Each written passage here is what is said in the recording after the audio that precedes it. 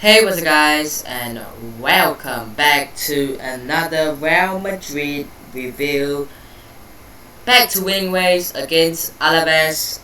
In my last Real Madrid review against PSG, I said that this was going to be a much needed win, and yes, just saying, at the time of recording, Sevilla drew Espanyol, so they're now 6 points behind us, which is nice because we're trying to build as much of a gap as possible. But this must be one of those games where it's like an underwhelming win. Like, even though we did score 3 goals, kept the clean sheet, was it really the most, in terms of performance, was this the best performance? No, but the result is where it is. Now let's talk about the goals, shall we? The first goal was scored by Asensio, who just does what he does best, cut it to his left foot, curls one into the back of the net from out of the box. We've already seen him done it against Inter Milan and Granada recently, so obviously he does it once again as well. Then Vinicius with the second goal, a nice cutback from Benzema into Vini. It was actually a really nice 1-2 between Asensio and Benzema to link up before it cutting back to Vini and then him getting the goal. And then Rodrigo was, I guess, tripped down. I'm not sure if that was really a penalty, but the referee gave it and Benzema slotted it onto the right hand side. So, I mean, like, the first half we were just, there was nothing going. There was nothing going in the first half. We didn't look like we were really hyped up, not hyped up, but we didn't look like we were warmed up enough yet, right? We didn't look like we were ready for the first half, and they could have had a couple of goals. Alavés, they were looking like the strongest side in the first half. We had a couple of chances. Vini's had a shot in the second half, saved by the goalie, and then Benzema's rebound shot cleared off the line. I think Vini and Benzema linked up again this time on. I think Benzema hit the post.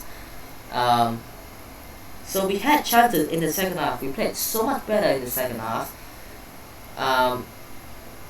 Where you look at the chances we had in the second half, we deserve the victory in the second half alone. But I feel like the first half performance was a bit underwhelming, to say the least. Now, my man of the match. The man of the match was given to Asensio. Now, I'm not so sure about that because, yes, he did score a fantastic goal. But I'm not so sure. Would Benzema, Vini deserve it more? Probably. But I feel like considering all of our front three got involved in the goals, it's really hard to choose one. Asensio did score, but Benzema was mainly the hold-up play with Vini, and then Vini did do quite well as well. I'm not so sure. Let me know who you guys think should be the man of the match. Now, an interesting fact to point out was, before the game was played, I was like seeing news that either Modric or Kroos was going to be rested. Now, I probably would have wanted both of them to be rested, but only one was rested, and that was Kroos. Valverde came in, did a solid job. Modric started, came off in the end for Ceballos. Carvalho, Militao, Alaba, Mendy, Courtois, that's typical back line. Obviously, with Mendy and Casemiro missing out, it doesn't really matter if they play because if they miss out against PSG, just what it is, isn't it? So they can play every single game until that game, and they'll still not be able to play that game. Hazard, Marcelo, Vasquez, Ceballos, and Rodrigo came on. And one interesting thing to say is that the subs came on relatively late, and I'm talking relatively late. Like, I don't know if this is just like maybe he doesn't want to take off players who are doing well on the pitch, but Ancelotti only made subs starting from the 82nd minute with Ceballos, Rodrigo coming on, and then in the 85th minute Marcelo, Hazard came on, and 86th minute Vasquez came on.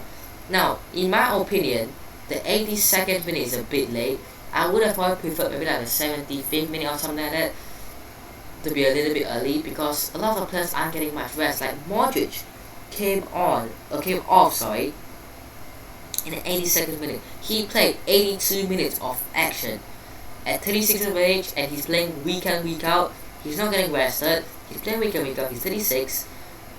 Playing 82 minutes, in my opinion, is a long time for him.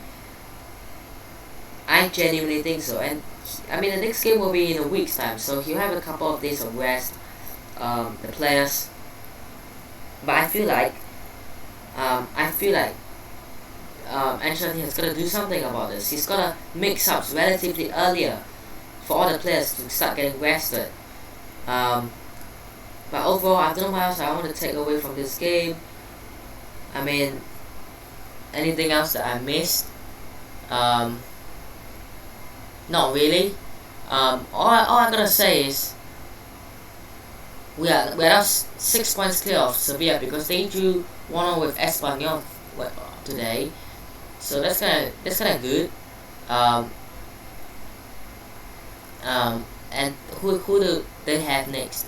They have Betis next. That's gonna be a one to watch game, because we've got second and third taking each other. I would probably prefer Betis to win that game, to be honest, because they are 13 points behind us. You know, what worse could they do? Maybe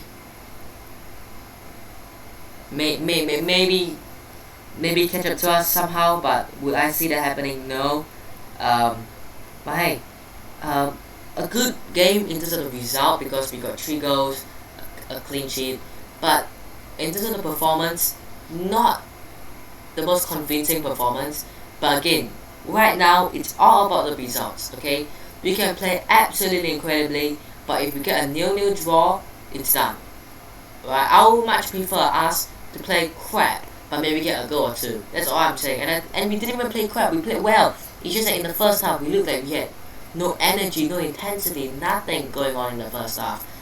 In the second half, I don't know what I was saying in the dressing room, but we started going. We kept going. Vini, Benzema, Asensio, they kept going.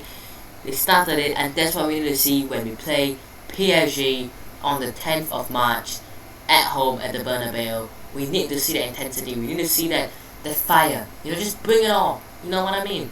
You know, don't be playing defensively, because we cannot afford to play defensively when we are 1-0 down. Right? Just go, guys. Don't be scared. It's PSG. Yes. So what? Just bring it on. That's all I'm gonna say, really. That's gonna end off today's Real Madrid review. Hope you guys have enjoyed today's Real Madrid review. Hit the like button, guys. Did subscribe to the channel if you guys aren't already, and I'll see you guys in the next one. Peace.